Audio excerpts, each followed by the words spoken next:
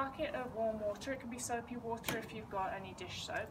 And then we use separate sponges for washing the leather and soaping the leather. And the soaping sponges, you can smell soap on them, and they're going to be that kind of browny colour compared to that's a washing sponge, it's just having water. And so then you start by washing the leather. So I get my sponge, it doesn't want to be soaking wet, and I'm just going to wash down all of the parts of the leather.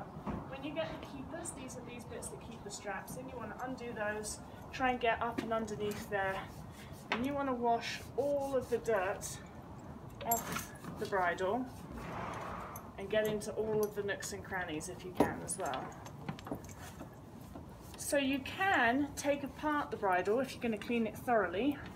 I don't suggest you do that unless you know how to put it back together again. So for this, we're not going to demonstrate taking the bridle apart, but we are going to get up there underneath these keepers and do all of the straps, and you're looking to get the dirt and the hair off, and just everything gets a quick but thorough wipe down. For the bits, you get your clean water again, and then you just want to get all of the grass and any grime that's on the metal bit that goes in the horse's mouth off. And these can be quite grubby, especially if the horse is eating grass and then he's had a bit put in his mouth. So that's the washing part. Once the bridle's been washed, we want to leave it to dry a little bit, and then we're going to get some saddle soap.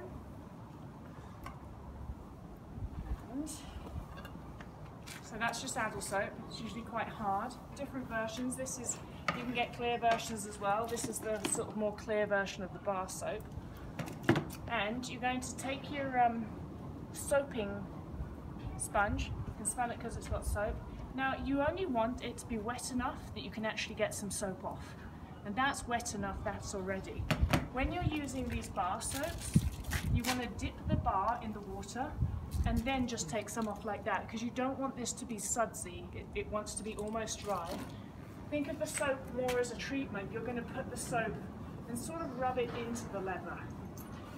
And what might happen is you find that you've got bits of soap on the leather, and sometimes it can be white streakiness where the soap has gone foamy.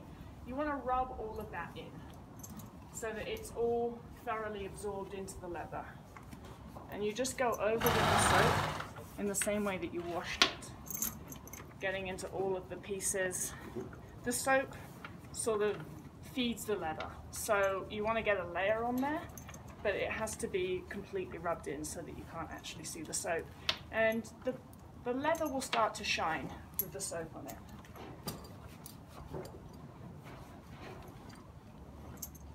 And that's pretty much it. That was awesome.